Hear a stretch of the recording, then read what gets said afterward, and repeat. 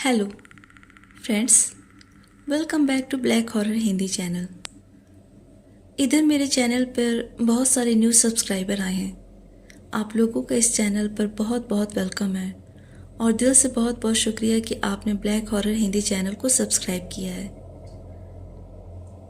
दोस्तों, आपने जापान के बहुत सारे अर्बन लेजेंड्स के बारे में सुना होगा, तो आज की जो वीडियो है उन्हीं में से एक बहुत फेमस एक अर्बन लेजेंड के बारे में है।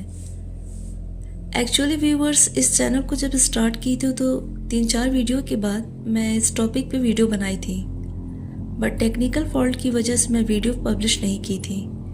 फिर मेरे कुछ सब्सक्राइबर मुझसे रिक्वेस्ट कर रहे थे कि मैं जापानीज अर्बन लेजेंड पे वीडियो बनाऊं, तो मैं इस अर्बन लेजेंड के बारे में और भी रिसर्च की और लकीली मुझे क्रीपी पास्ता पे एक स्टोरी भी मिली जो कुछ दिन पहले ही पोस्ट हुई थी, जो मैं आपको ज़रूर सुनाऊंगी। दोस्तों, जापान में 13 या 14 सेंचुरी में वहाँ के खौफनाक बर्फीले जंगल में एक खौफ था जिसका नाम था योकी ओना, जिसे हम स्नो वुमेन के नाम से भी जानते हैं। ये कहानी जापान की आज तक की सबसे डरावनी और रियल कहानी मानी जाती है। माना जाता है कि जापान के एक छोटे से मुसाचिन गांव के पास के ही जंगल में योकी ओना का दहशत था। योकी ओना सर्दियों के मौसम में रात के अंधेरे में दिखाई देती थी। योकी ओना इतनी खूबसूरत थी कि जो भी उसे देखता था वो उसकी तरफ अट्रैक्ट हो जाता था, उसकी तरफ खींचा चला जाता था। ये अपने शिकार को प्यार में फंसाकर जंगल में ले जाती थी, फिर उसे मारकर उसके बॉडी से सारा खून पी लेती थी। योकी ओना दिन के उजाले में हर घर में जाकर पानी मांगती। अगर कोई उसे ठंडा पानी दे तो वो उसे बर्फ में जमा देती थी, और कोई अगर गर्म पानी दे तो वो खुद मेल्ट होकर वहां से गायब हो जाती थी। योकी ओना के पीछे उसके पैरों के निशान नहीं पड़ते थे, क्योंकि वो चलती ही नहीं थी बल्कि फ्लोट होकर इधर उधर जाती थी। इसके बाल काफी लंबे होते थे, जो कभी ब्लैक तो कभी वाइट होते थे।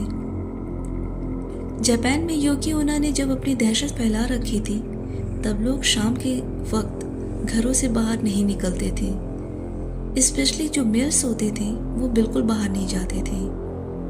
कहा यह भी जाता है कि योकी ओना हेल्प के बहाने एक बच्चे को लेकर किसी भी इंसान के पास जाती थी और उस बच्चे को पकड़ने को बोलती थी। वो बच्चा बहुत हैवी होता था। अगर कोई इस बच्चे के लोड को नहीं संभाल पाया तो योकी ओना उसे तुरंत मार देती थी। योकी ओना के बारे में कुछ स्टोरी फेमस है, जैसे कि माना जाता है कि योकी ओना के साथ किसी ने गलत काम करके उसे जंगल में मारकर फेंक दिया था। तभी से योकी ओना अंधेरे बर्फीले जंगल में चुड़ैल बनकर घूमती है और लोगों का शिकार करती है। दूसरी स्टोरी भी बहुत फेमस है जो आप लोग भी सुने होंगे। इसी गांव के 2 लड़के थे जिनका नाम मोसाको और एक का नाम मिनीकोजी था। दोनों लकड़ियां काटने जंगल में जाया करते थे। उस जंगल में जाने के लिए दोनों को नदी क्रॉस करना पड़ता था। उसे क्रॉस करने के लिए वो एक छोटा से नाव का इस्तेमाल करते थे। एक रात जब वो लकड़ियां काट कर घर वापस आ रहे थे तभी एक बर्फीला तूफान आने लगा। फिर उन्हें जंगल में एक छोटा सा घर दिखाई दिया। बर्फीले तूफान से बचने के लिए वो दोनों उस घर में चले गए। तूफान भी बहुत तेज था और बर्फबारी भी शुरू हो गई थी। उसमें से जिसका नाम मोसाको था उसे ठंड लग रही थी और वो वहीं सो गया, और जो मिनीकोजी था वो खिड़की से बाहर बर्फीले तूफान को देख रहा था। कुछ देर में उसे भी नींद आने लगी और वो सो गया। तभी किसी आवाज़ से उसकी आंखें खुली और वो देखता है कि घर का दरवाज़ा खुला हुआ है। वो देखता है कि एक खूबसूरत लड़की मोसाको पे झुकी हुई है और मोसाको की आंख पर अपना हाथ रखी हुई है। वो लड़की वाइट किमोनो पहनी हुई थी और उसका स्किन कलर बिल्कुल वाइट था। जब मिनीकोजी उसे देखता है तब वो लड़की भी मिनीकोजी को देखती है। मिनीकोजी उससे ज़्यादा सुंदर लड़की कभी नहीं देखा था। जब वो लड़की मिनीकोजी के पास आती है तो मिनीकोजी महसूस करता है कि उस लड़की की बॉडी बिल्कुल बर्फ़ की तरह ठंडी है। वो लड़की मिनीकोजी से बोलती है कि तुम काफ़ी सुंदर हो और मैं तुम्हारे साथ वो सब नहीं करूँगी जो मैं औरों के साथ करती हूँ। लेकिन एक बात याद रखना, मेरे बारे में तुम किसी को नहीं बताओगे। अगर तुमने बताया तो मैं तुम्हें उसी वक्त मार दूंगी। ये बोलकर वो वहाँ से चली जाती है। मिनी कोजी उठता है और दरवाजे को बंद करता है और सोचने लगता है कि जो उसके साथ अभी अभी हुआ, क्या वो सपना था या हकीकत। सुबह जब मिनी कोजी की आंख खुलती है, उसके बाद वो देखता है कि मुसाको उठ ही नहीं रहा था। जब वो चेक करता है तो मालूम होता है कि ठंड की वजह से मुसाको की जान चली गई है। लेकिन वो ठंड से नहीं बल्कि उस लड़की की वजह से मुसाको की जान गई थी। मिनी कोजी वहां से अकेला चला जाता है और रात के बारे में सोचता है कि क्या कोई लड़की आई थी सच में। वो उसे अभी भी सपना समझ रहा था। मिनी कोजी ने यह बात किसी को नहीं बताई। फिर कुछ साल के बाद मिनी कोजी जंगल में लकड़ियां काट रहा था, तभी उसे एक सुंदर लड़की दिखाई दी। वो दोनों आपस में बात करने लगे। लड़की अपना नाम योकी ओन्ना बताती है। उसने आगे कहा कि उसके माता पिता नहीं है, इसलिए काम की तलाश में वो पास के गांव में जा रही है। सारी बातें सुनकर मिनी कोजी ने योकी ओन्ना को अपने घर आने को बोला और वो भी मिनी कोजी के घर चली जाती है। घर पर मिनी कोजी की माँ योकी ओन्ना से मिलकर काफी खुश होती है।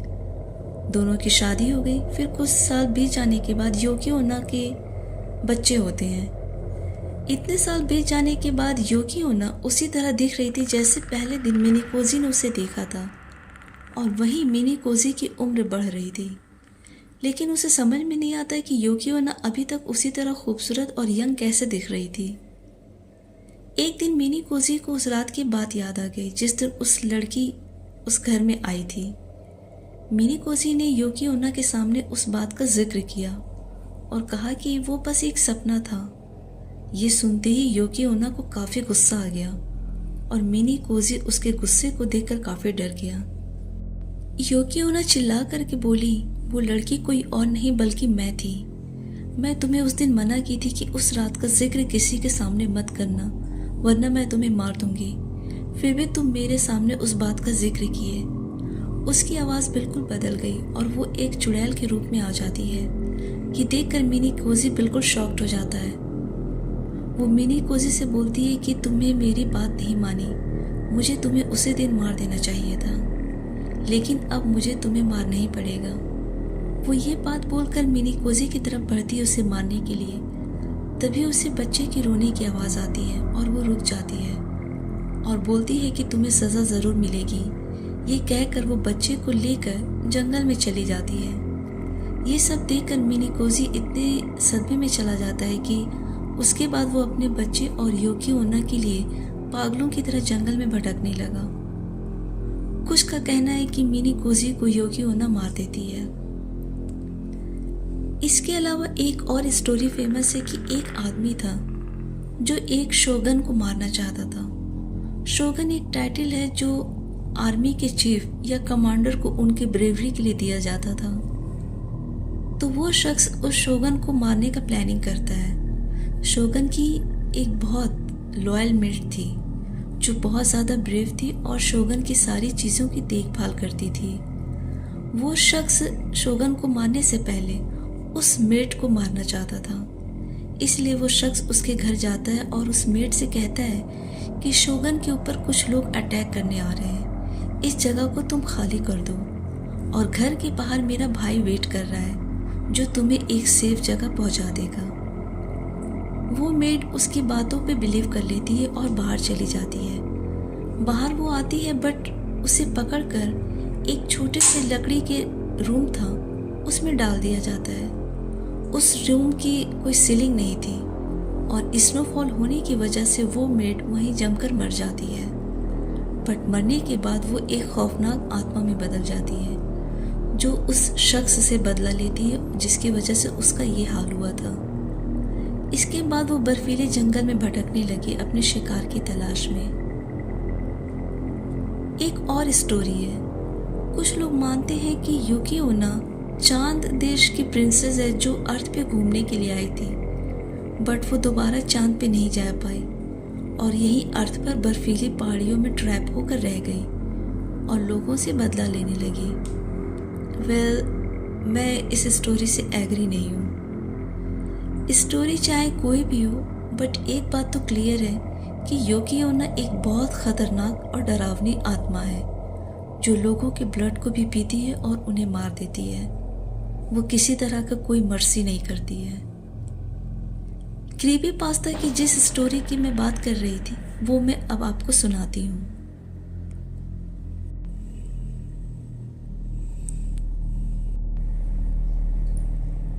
दोस्तों, चैनल पे बाय थैंक्स का बटन इनेबल है।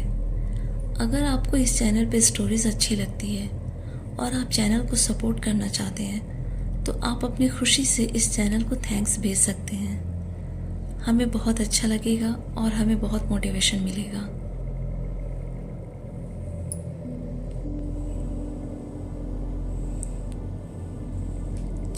जिस यूज़र ने इस स्टोरी को पोस्ट किया क्रीपीपास्ता ने, उसने बताया कि ये रियल घटना है जो उसके साथ 1 साल पहले हुआ था।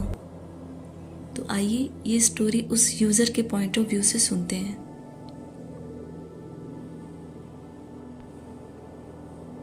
हेलो फ्रेंड्स, मेरा नाम सतोशी है और मैं अपने 3 फ्रेंड्स योमी, हारुका और टेरो के साथ माउंटेन जाओ पे गया था वेकेशन के लिए। ये जगह हद से ज़्यादा बर्फीली है। जब हम वहाँ रिजॉर्ट पे जाते हैं तो देखते हैं कि रिजॉर्ट पूरी तरह खाली पड़ा है। मैं रिजॉर्ट के मैनेजर से पूछता हूँ तो वो बताते हैं कि शाम तक यहाँ पे बहुत तेज़ बर्फीला तूफान आने वाला है, सो सारे टूरिस्ट यहाँ से चले गए हैं। मुझे यहाँ आने के अपने डिसीजन पर रिग्रेट फील होता है, अफसोस होता है। एनीवे, कुछ देर के बाद एक फीमेल रिसेप्शनिस्ट आती है। वो हमें हमारे कैबिन की चाबी साथ में एक पैम्फलेट देती है जिसमें रिजॉर्ट के सारे एडवेंचरस एक्टिविटीज़ के बारे में लिखा था। रात में तूफान आने की वजह से हम लोग कहीं नहीं जाते हैं, बट अगले दिन की शाम को हम लोग बाहर जाते हैं। हम लोग इधर उधर घूमते हैं, फिर केबल कार में जाते हैं। हम बहुत एंजॉय कर रहे थे और हमें बहुत अच्छा लग रहा था। हम लोग केबल कार से काफ़ी सारे फ़ोटोज़ को क्लिक करते हैं। स्नोफॉल भी हो रहा था।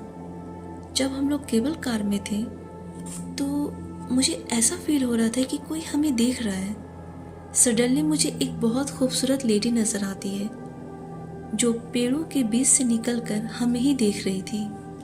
हम सब भी उसे देखते हैं। सडनली वो एक खूबसूरत लेडी से एक भयानक चुड़ैल में बदल जाती है जो अपने मुंह को बड़ा सा खोलती है और कान के पर्दे फाड़ देने वाली चीख निकालती है।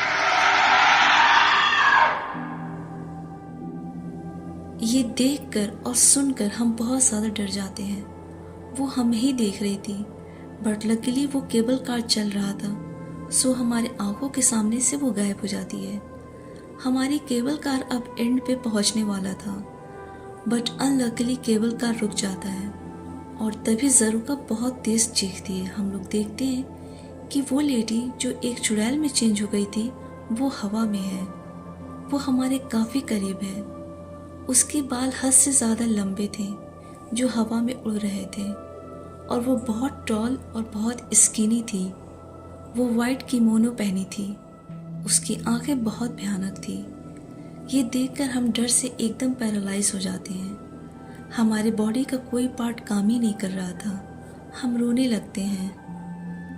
वो अपनी भयानक आंखों से सिर्फ टेरो को देखे जा रही थी। वो बहुत भयानक स्माइल करती है। उसकी जो स्माइल थी वो एक कान से दूसरे कान तक जा रही थी और फिर वो गायब हो जाती है।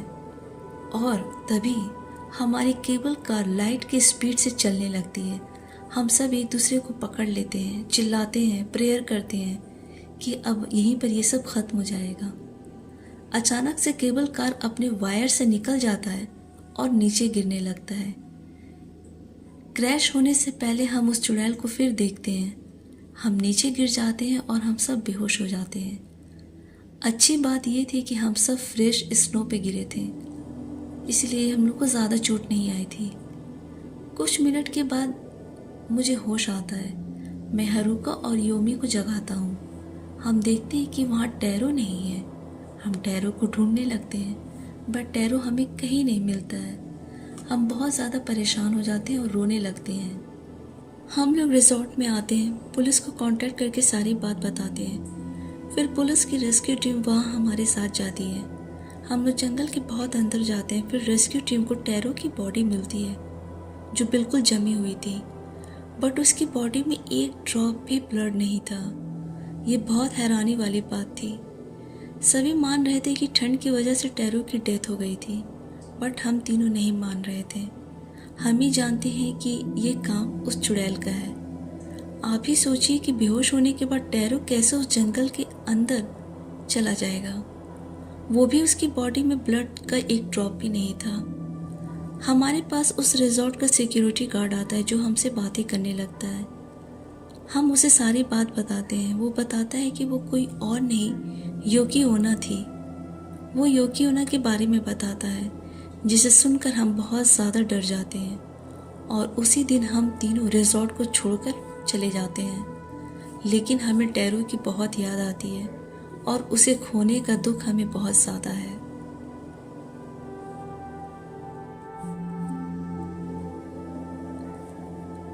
व्यूअर्स, योकी ओना पे जितनी इन्फॉर्मेशन मैं कलेक्ट कर पाई हूँ आपको देने की कोशिश की हूँ। कमेंट करके ज़रूर बताइएगा आपको कैसी लगी स्टोरीज।